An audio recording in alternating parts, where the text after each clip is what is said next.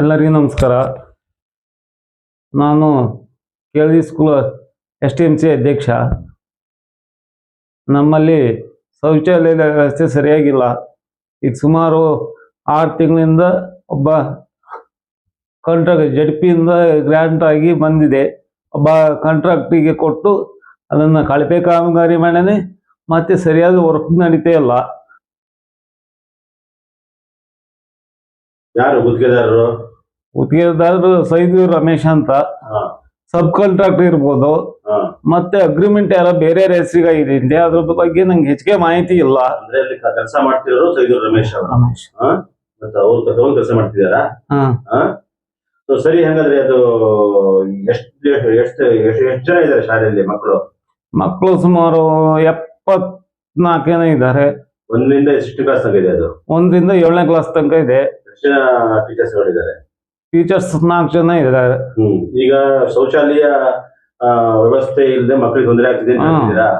ಏನ್ ತೊಂದರೆ ಆಗ್ತಿದೆ? ಈಗ ಇರೋ 2 ರೂಮ್ ಇದಾವೆ. ಗಂಡು ಮಕ್ಕಳು ಹೊರಗಡೆ ಬಯಲು ಪ್ರದೇಶಕ್ಕೆ ಹೋಗ್ತಾರೆ.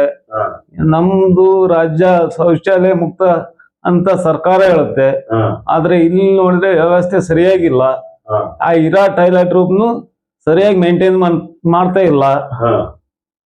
ನಿಮ್ಮ SDMC ಸದಸ್ಯರು ಅಧ್ಯಕ್ಷರು ಸೇರಿ ಸಾಗರದ ಶಾಸಕರಿಗೆ ಭೇಟಿ ಮಾಡಿದ್ರಾ? ಭೇಟಿ ಮಾಡಿದ್ವಿ. ಅವರು ಆಯ್ತು ಮಾಡೋಣ ಅಂತ ಹೇಳಿದ್ರು. ಅವರು ತುಂಬಾ ಸಪೋರ್ಟ್ ಮಾಡ್ಯಾರೆ. ಈ ಅಧಿಕಾರಿಗಳು ಸರಿಯಾಗಿ ಸ್ಪಂದಿಸ್ತಾ ಇಲ್ಲ. ಅಧಿಕಾರಿಗಳು ಯಾರು? PEOನೋ ಅಥವಾ ಯಾರು? ಈಗ ಇದು ಕಾಂಟ್ರಾಕ್ಟ್ ಇಂಜಿನಿಯರ್, ಅದಕ್ಕೆ ಸಂಬಂಧಪಟ್ಟಂತ ಇಂಜಿನಿಯರ್ ವಿಭಾಗ. ನೀವು ಯಾವ್ಯಾವ ಇಂಜಿನಿಯರ್ ಭೇಟಿ ಮಾಡಿದ್ರಿ? ಬೆನಕೇಶವ ಅವ್ರನ್ನ ಕರ್ಸಿ, AW ಕರ್ಸಿ ಮೀಟಿಂಗ್ ಮಾಡಿದ್ವಿ. ಯಾವ್ದು ಜಡ್ಪಿನ? ಮೀಟಿಂಗ್ ಅಲ್ಲಿ ಏನಾಯ್ತು? ಮೀಟಿಂಗ್ ಅಲ್ಲಿ ಆಯ್ತು, ಅವ್ನ್ ಕರ್ಸಿ ಸರಿಯಾದ ವ್ಯವಸ್ಥೆ ಮಾಡ್ತೀವಿ ಅಧ್ಯಕ್ಷರು, 1 ವಾರ ಟೈಮ್ ಕೊಡ್ರಿ ಅಂತ ಹೇಳಿದ್ರು. ಈಗ 1 ತಿಂಗಳ ಕಳೆದ್ರು ಅದು ಸರಿಯಾದ ವ್ಯವಸ್ಥೆ ಇಲ್ಲ. ಈ ಸಮಸ್ಯೆ ಎಷ್ಟು ತಿಂಗಳಿಂದ ಆಗ್ತಾ ಇದೆ? ನಾನ್ 1 ವರ್ಷ, ಈಗ ನಾನು ಅಧ್ಯಕ್ಷ, ಮುಂಚೆನೆ ಇದೇ ವ್ಯವಸ್ಥೆನೇ ಇತ್ತು. ನಾ ಬಂದ್ಮೇಲೆ ಎಲ್ಲ ಗಮನಿಸಿ ಇದ್ ಮಾಡಿದೆ. ಆದ್ರೂ ಟಾಯ್ಲೆಟ್ ಮೇಂಟೆನೆನ್ಸ್ ಇಲ್ಲ. ಸಣ್ಣ ಮಕ್ಕಳೆಲ್ಲ ಹೊರಗಡೆ ಹೋಗ್ತಾರೆ, ಬಯಲು ಪ್ರದೇಶಕ್ಕೆ ಹೋಗ್ತಾರೆ. ನಾಳೆ ಹೆಚ್ಚು ಕಮ್ಮಿ ಏನೋ ಅನಾಹುತ ಹೋದ್ರೆ ಸಮಸ್ಯೆ ಆಗುತ್ತೆ. ಮೊದಲು ನಾವು ಯಾವುದೇ ಮಾಧ್ಯಮದವ್ರು ಬರ್ಲಿ, ಯಾರೇ ಬರ್ಲಿ, ಫಸ್ಟ್ ಕೇಳೋದು STMC ಅವ್ರನ್ನ. ಮತ್ತೆ STMC ಸರ್ಕಾರ ಸರಿಯಾದ ಟ್ರೈನಿಂಗ್ ಕೊಡ್ತಾ ಇಲ್ಲ. ಈಗ ಶೌಚಾಲಯ ನಿಮ್ಗೆ ಎಷ್ಟು ಬೇಕೀಗ? ಅಲ್ಲಿ 2 ರೂಮ್ ಸಾಕೋ ಶೌಚಾಲಯ ಅಥವಾ ಇನ್ನೂ ಜಾಸ್ತಿ ರೂಮ್ಗಳು ಬೇಕಾ? 70 ಜನ ಈಗ 2 ಇದಾವೆ ಹಳೆವು. ಆದ್ರೂ ಅದು ಶೀತಲೀಕರಣಗೊಂಡೈತಿ. ಸರಿಯಾಗಿ ಸ್ವಚ್ಛತೆ ಇಲ್ಲ. ಅದನ್ನ ಸರಿಯಾಗಿ ಮೇಂಟೈನ್ ಮಾಡ್ತಾ ಇಲ್ಲ. ಮೇಂಟೈನ್ ಯಾರು ಮಾಡ್ಬೇಕು? ಶಾಲೆಯವರು ಮಾಡ್ಬೇಕು. ಶಾಲೆ ಅಂದ್ರೆ ನೀವು SDMC ನೇಮಕ ಅಲ್ಲ, ಅದು ಶಾಲಾ ಇದು ಮುಖ್ಯೋಪಾಧ್ಯಾಯರು ಮಾಡ್ಬೇಕು. ಮುಖ್ಯೋಪಾಧ್ಯಾಯರು ಮಾಡ್ಬೇಕು ಅಂತಂದ್ರೆ ಹೇಗೆ? ಅವರು ಶೌಚಾಲಯ ಸ್ವಚ್ಛ ಮಾಡಕ್ಕಾಗತ್ತ? ಅಲ್ಲ, ಅದಕ್ಕೆ ಸಂಬಂಧಪಟ್ಟಂಗೆ ಜವಾಬ್ದಾರಿ ತಗೋಬೇಕು. ಶೌಚಾಲಯನ್ನ ಸ್ವಚ್ಛ ಮಾಡ್ಲಿಕ್ಕೆ ಸಂಬಂಧಪಟ್ಟ ಹಾಗೆ ಜವಾಬ್ದಾರಿಯನ್ನ ನಿರ್ವಹಿಸಬೇಕು. ಅದನ್ನ ಸರಿಯಾಗಿ ನಿರ್ವಹಣೆ ಮಾಡಿ ಮಕ್ಕಳ ಕೈಯಲ್ಲಿ ಏನು ಮಾಡಿಸ್ಬಾರ್ದು. ಮತ್ತಿನ್ ಎಷ್ಟು ರೂಮ್ ಬೇಕು ಅಂತ ಹೇಳ್ತೀರಿ ನೀವೀಗ? ನನ್ನ ಪ್ರಕಾರ ನೀನು ಎಕ್ಸ್ಟ್ರಾ 2 ರೂಮ್ ಬೇಕು ಅಂತ ಹೇಳ್ತೀನಿ. ಯಾಕಂದ್ರೆ ಈಗ ಆಗಿರುವಂತ ಹಳೆಬರೆ ಎಷ್ಟು ರೂಮ್ ಆಗಿದೆ? ಅದು 2 ರೂಮ್ ಆಗಿದೆ. 2 ರೂಮ್ ಆಗಿದೆ. ಒಂದೇ ಸಲ ಎಲ್ಲಾ ಮಕ್ಕಳು ಹೋಗೋದ್ರಿಂದ ಟೈಮು ಮತ್ತೆ ಪಾಸ್ ಆಗುತ್ತೆ, ಮಕ್ಕಳಿಗೂ ತೊಂದರೆ ಆಗುತ್ತೆ, ಪಾಠ ಕಲಿಲಿಕ್ಕೆ ಸಮಸ್ಯೆ ಆಗುತ್ತೆ. ನೀವು ನಿಮ್ಮ ಶಾಲೆಯ ಮುಖ್ಯೋಪಾಧ್ಯಾಯರು ಈ ಸಂಬಂಧಪಟ್ಟಂಗೆ BO ಹತ್ರ ಏನಾದ್ರು ಮಾತಾಡಿದಾರಾ? ಏನು ಮಾತಾಡಿಲ್ಲ. ನಾವು ಬಂದು 2-3 ಸಲ ಮೀಟಿಂಗ್ ಮಾಡಿ ರೆಗ್ಯುಲೇಷನ್ ಬರೆದು ಪಾಸ್ ಮಾಡಿದೀವಿ. ಏನಂತಾರೆ ಹೆಡ್ ಮಾಸ್ಟರ್? ಯಾವುದೇ ರೀತಿ ಜವಾಬ್ದಾರಿ ತಗೊಳೋದಿಲ್ಲ. ನಿಮ್ಗೆ ಸಹಕಾರ ಕೊಡ್ತಾ ಇಲ್ವಾ ಅವರು? ಕೇಳಿದ್ರೆ ಅವಾಗ ಹೋದಾಗ ಮಾತ್ರ ಮಾತಾಡ್ತಾರೆ ಅಷ್ಟೇ. ಅದ್ರ ಮೇಲಿಲ್ಲ.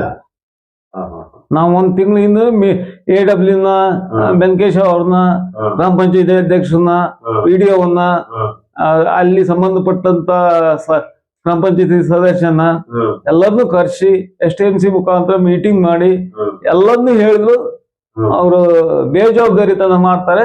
ನಾಳೆ ಮುಂದೆ ಏನಾರು ಅನಾಹುತ ಆದ್ರೆ ಜವಾಬ್ದಾರು ಅಂತೀರಾ? ಯಾರು ಜವಾಬ್ದಾರು? ಅಂದ್ರೆ ಈಗ ಗ್ರಾಮ ಪಂಚಾಯತಿ ಇಲ್ಲ, ಈ ಹಿಂದೆ ಇದ್ದಂತ ಗ್ರಾಮ ಪಂಚಾಯತಿ ಅಧ್ಯಕ್ಷರು ಯಾರು, ಸದಸ್ಯರು ಯಾರು? ಹಿಂದೆ ಇದ್ದಂತ ಅಧ್ಯಕ್ಷರು ಯಾರು, ಸಂದೀಪ್ ಅಂತನ? ಯಾರು? ಅಲ್ಲ ಅಧ್ಯಕ್ಷರು ಇಬ್ರು ಸುಮಾ ಅಂತನಾ? ಅವ್ರನ್ನು ನಮ್ಮ SMC ನಿಯೋಗ ಹೋಗಿ 2-3 ಸಲ ಭೇಟಿಯಾಗಿದ್ದೀವಿ. ಆಯ್ತು ಅಧ್ಯಕ್ಷ, ಅವರು ಸ್ವಲ್ಪ ಹೇಳಿದ್ರು ಕಾಂಟ್ರಾಕ್ಟಿಂಗ್ ಖರ್ಚು ಎಲ್ಲ ಹೇಳಿ ಕೇಳಿ. ಈ ಇದಕ್ಕೆ ಸಂಬಂಧಪಟ್ಟಂತ ಇಂಜಿನಿಯರ್ನು ಕರ್ಸಿ ಎಲ್ಲ ಮಾತಾಡಿದೀವಿ. ಅಂದ್ರೆ ಒಟ್ಟಾರೆಯಾಗಿ ಈ ಸಮಸ್ಯೆ ಬಗೆಹರಿದೇ ಇರ್ಲಿಕ್ಕೆ ಕಾರಣ ಇಂಜಿನಿಯರ್ ವಿಭಾಗ ಮತ್ತು ನಿಮ್ಮ ಶಾಲೆಯ ಮುಖ್ಯಸ್ಥರ ಮುಖ್ಯೋಪಾಧ್ಯಾಯರ ಬೇಜವಾಬ್ದಾರಿ ಅಂತೀರಾ? ಈ ಕಾರಣದಿಂದ ಪೋಷಕರು ಮತ್ತು ಮಕ್ಕಳನ್ನ ಈ ವ್ಯವಸ್ಥೆ ನೋಡಿ ಶಾಲೆಗೆ ಮಕ್ಕಳನ್ನು ಕಳಿಸೋದಿಲ್ಲ. ಅನಿವಾರ್ಯವಾಗಿ ನಾವು ಪೋಷಕರು ಮತ್ತು STMC ಸಹಯೋಗದಿಂದ ಉಪವಾಸ ಸತ್ಯಾಗ್ರಹ ಮಾಡಿ ಶಾಲೆಗೆ ನಾವು ಬೀಗ ಹಾಕಂತ ಸಂದರ್ಭ ಬರುತ್ತೆ. ಅದಕ್ಕೆ ಕಾರಣ ಅಧಿಕಾರಿಗಳು ಅಥವಾ ಸಂಬಂಧಪಟ್ಟವರು. ಎಷ್ಟು ದಿನ ಗಡುವು ಕೊಡ್ತೀರಾ? ಒಂದು 4 ದಿವಸ ಕೊಡ್ತೀನಿ ಸರ್. 4 ದಿವಸನಾ? 4 ದಿವಸ ಎಲ್ಲ ಆಗಿದ್ರೆ ಕಾಮಗಾರಿ ಶುರು ಮಾಡದೇ ಇದ್ರೆ ಅದು ಮುಂದೆ ನಾವು ಇದ್ ಮಾಡ್ತೀವಿ. ಒಂದು ವಾರದೊಳಗಂತೂ ಮಾಡ್ಲೇಬೇಕು.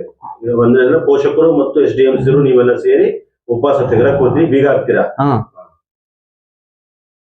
ನಾವ್ ಯಾಕೆ ಶಾಲೆಗೆ ಬೀಗ ಹಾಕ್ತಿವಿ ಅಂತ ಹೇಳಿದ್ರೆ, ಒಂದು 20 ದಿವಸ ಹಿಂದೆ ಚಿರತೆ ಎಲ್ಲ ರಾತ್ರಿ ಓಡಾಡಿ ಗಮನಿಸಿ ಅದು ಮಾಧ್ಯಮದಲ್ಲಿ ಬಂದು ಕಾಣಿಸ್ಕೊಂಡು, ಮತ್ತೆ ಮಕ್ಕಳು ಅಲ್ಲಿ ಒಂದ್ ದಿವಸ ನಾನೇ ಅಧ್ಯಕ್ಷ ಆಗಿ ಎಲ್ಲರಿಗೂ ಕಂಪ್ಲೇಂಟ್ ಮಾಡಿ ಇದು ಮಾಡಿದ್ದೆ.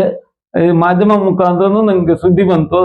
ಮತ್ತೆ ಅಲ್ಲಿ ಪಕ್ಕದಲ್ಲಿ MPM ಪ್ಲಾಂಟೇಶನ್ ಇರೋದ್ರಿಂದ ಹಾವು, ಚೇಳು ಮತ್ತೆ ಇತರೆ ಮಕ್ಕಳಿಗೆ ಅಪಾಯ ಆದಂತ ಜಂತು ಇರೋದ್ರಿಂದ ನಾವು ಅನಿವಾರ್ಯವಾಗಿ ಈ ಕೆಲಸನ ಮಾಡಲೇಬೇಕಾಗುತ್ತೆ.